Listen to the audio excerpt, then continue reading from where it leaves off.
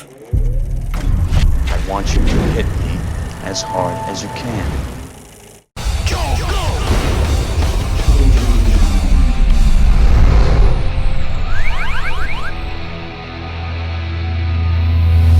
This Friday, Jack Black makes his return to the role of Po, the clumsy yet lovable martial arts animal master who teams up with his long-lost dad, voiced by Bryan Cranston, in Kung Fu Panda 3. And it's hard to believe that it's been over 40 years ago when people like Bruce Lee, Jackie Chan, and the Shaw brothers introduced the martial arts to the landscape of American film. And in those decades, the martial arts genre has become so widespread that there's been numerous franchises other than Kung Fu Panda that have brought the art of Asian ass-kicking to our younger audiences as well. The Karate Kid, Teenage Mutant Ninja Turtles, and the one we're talking about today, Three Ninjas. Back in 1992, the first Three Ninjas successfully combined the worlds of Ninja Turtles-style butt-kicking and Home Alone-style slapstick, proving successful enough to get 3 sequels as well as a video game. Sadly, that success came to a halt in 1998 with the release of the 4th entry, High Noon at Mega Mountain, which despite its all-star cast, Hulk Hogan, Ernest P. Worrell, and the chick from WKRP in Cincinnati who banged Burt Reynolds, barely squeaked into theaters and only made off with a paltry $375,000 at the box office. So seeing as I've trained in the forest of Tibet with a wise master in the arts of bad movies, I think I'm ready to take on this cinematic kung foolishness. You think your bad movie scares me, Hulkster? Tell him what we're gonna do, Booker T. We want the gold, sucker!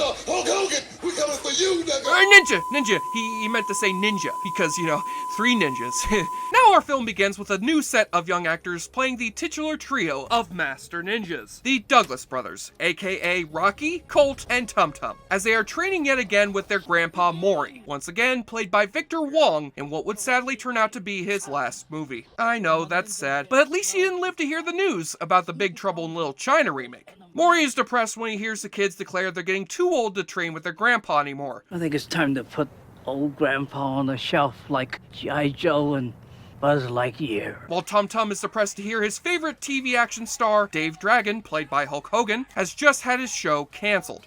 After 15 years, the network decided to pull the plug on our show. You see, kids, your pal Dave Dragon was really mad one night and said some really mean things about a certain race of people that he didn't mean. I'm not a racist. I never should have said what I said. It was wrong. But thankfully, Dave Dragon is having his farewell performance at the theme park Mega Mountain, where Tum Tum is having his birthday party. And the kids join their nude next-door neighbor Jennifer in partying it up at Mega Mountain. But they come across a threat far greater than crack-addicted ride attendants, or long lines, or $20 souvenir cups of soda. A group of terrorists who take the park hostage in exchange for a $40 million score from the park's owner, as led by Lothar Zog, played by Jim Varney, and Medusa, played by Lonnie Anderson. Yes, that is a 53-year-old and heavily Botoxed Lonnie Anderson wearing leather fetish gear.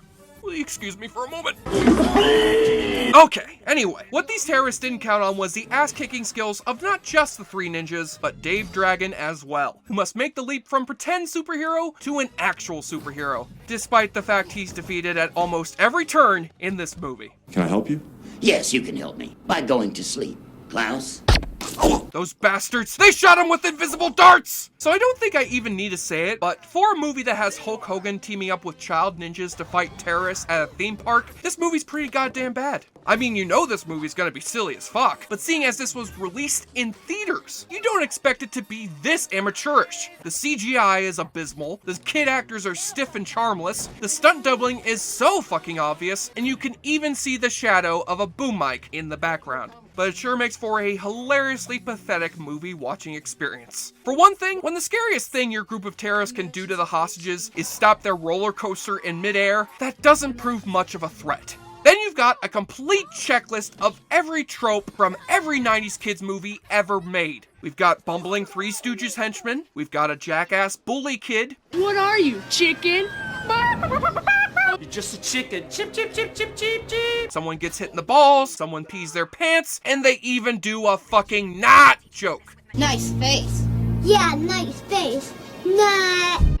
It's hopelessly incompetent in every way, which makes it an endless source of high-kicking hilarity, especially those of us who grew up watching shit like this in the 90s. So it may not be the final film that the Three Ninjas franchise deserved, but Wait a minute, what am I talking about? This is fucking Three Ninjas! It deserves all it gets. So go have yourself an awfully good time up there on Mega Mountain. Also, you can't find that Hulk Hogan sex tape anywhere online. Believe me, I've checked. So if you want to watch Hulk Hogan embarrass himself and ruin his career, consider this the next best thing.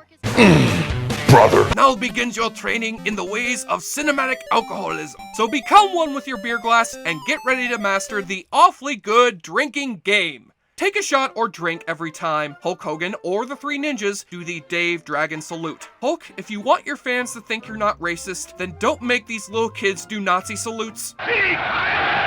Someone cries out, "Hiya!"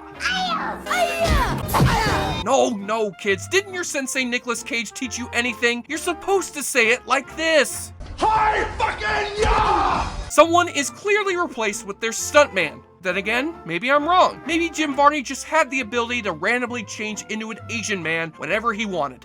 I just know I can win him over. We'll have that little talk. Team sports and transmission. And take a double shot, not just when Hulk Hogan screams out, "No! No!" But when Jim Varney breaks out the Ernest laugh. Oh, that's our Ernest. Stay tuned for Ernest P. World's next cinematic adventure when he goes back to jail in Ernest Meets the Booty Warrior. I like you. I want you. You're that guy. I'm a wife. All we can do is the easy way out of the hallway. So the choice is yours.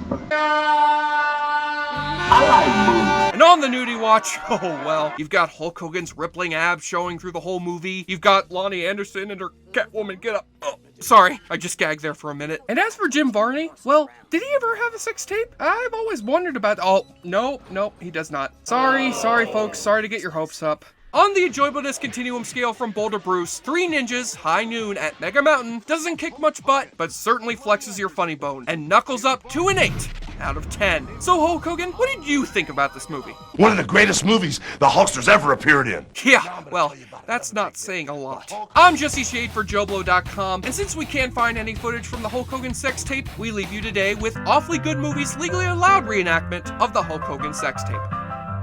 Brother.